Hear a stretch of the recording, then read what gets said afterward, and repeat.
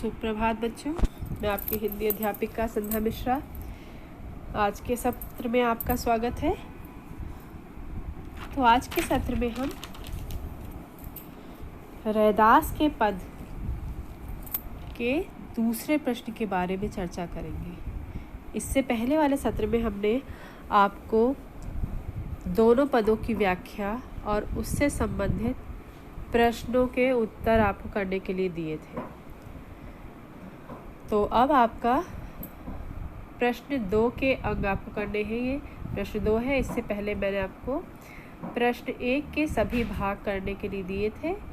अब आपको प्रश्न 2 के ये 5 भाग करने हैं। प्रश्न 2 है, नीचे लिखी पंक्तियों का भाव स्पष्ट कीजिए। भाव स्पष्ट करने का अर्थ है यहाँ पे कवि ने किस बारे में चर्चा की है। जो पंक्ति है इसका अर्थ क्या निकलता है। जैसे पहले वाला है का जाकी अंग अंग बास समानी, तो यहाँ पे कवि क्या कहना चाह रहा है ये आपको बताना है। जैसे पहले वाले पंक्ति का है, यहाँ पर कवि यह बताना चाह रहा है, यह भाव स्पष्ट कर रहा है कि कवि के रैदास जी के अंग अंग में भगवान जो है समा गए हैं, बस गए हैं और वो अब उनका नाम जो है उनको कोई भी हटा नहीं सकता उनके मन से। और जिस प्रकार से चंदन और पानी आपस में मिलकर सुगंध उत्पन्न करता है, उसी प्रकार से प्रभु या ईश्वर की जो भक्ति है वो उनके अंग अंग में समा गई है। इस तरह से आपको 2 लाइन में 3 लाइन में हर पंक्ति की आपको भाव स्पष्ट करना है कि कवि क्या कहना चाह रहा है। दूसरा है जैसे चितवत चंद चकोरा, और गा है, घा है और अंगा है। ये पांचों आपको करने हैं फेयर कॉपी में, ठीक है। इसके बाद आता है तीसरा प्रश्न, रैदास के इन पदों का केंद्रीय भाव अपने शब्दों में लिखिए।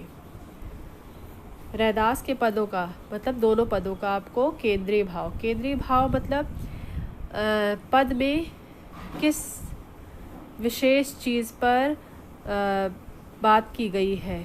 जैसे पहले पद में आप बताइए कि पहले पद में भगवान ने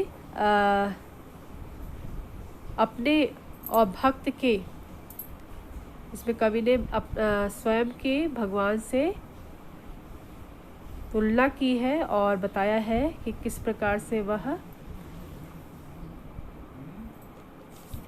सभी से प्रेम करते हैं और भगवान जो है उनके अंग अंग में बस गए हैं। उनकी भक्ति दिखाई गई है इस वाले पद में। पहले पद में भक्ति की जो है भक्ति दिखाई गई है।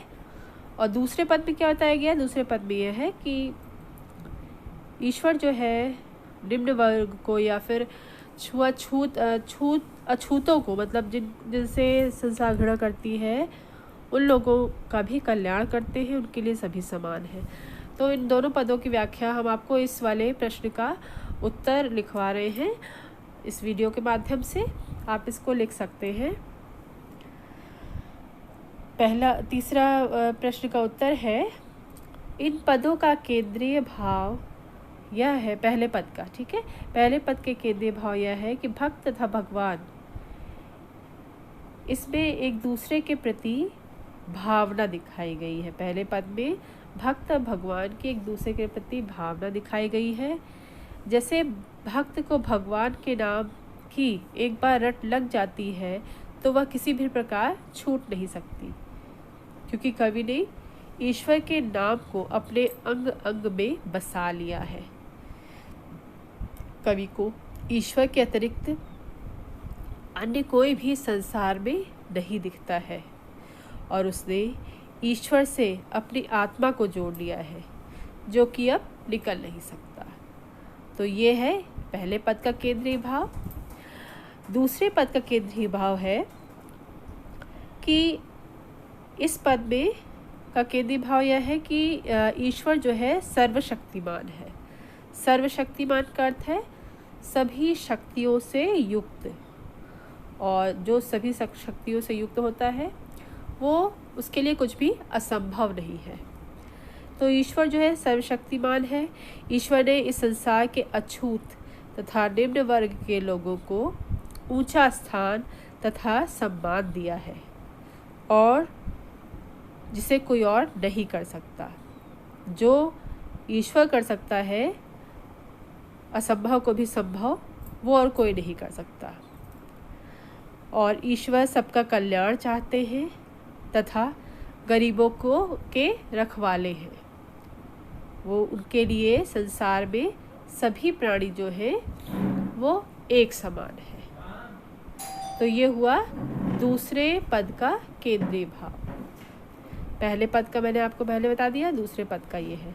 तो इसी तरह से आप अपने रजिस्टर में कर लीजिएगा। और प्रश्न 2 के सारे जो भाग हैं का, खा, गा, घा, अंगा, ये आपको अपने आप करने हैं बच्चों। मैंने आपको बता ही दिया है, दोनों व्याख्या कर दी है, उसके द्वारा ही आपको प्रश्न 2 करना है। तो आज का आपका गृह कार्य यही है कि प्रश्न 2 के सारे भाग और प्रश्न 3 को आपके लिटरेचर के रजिस्टर में करेंगे। तो आज के लिए इतना ही।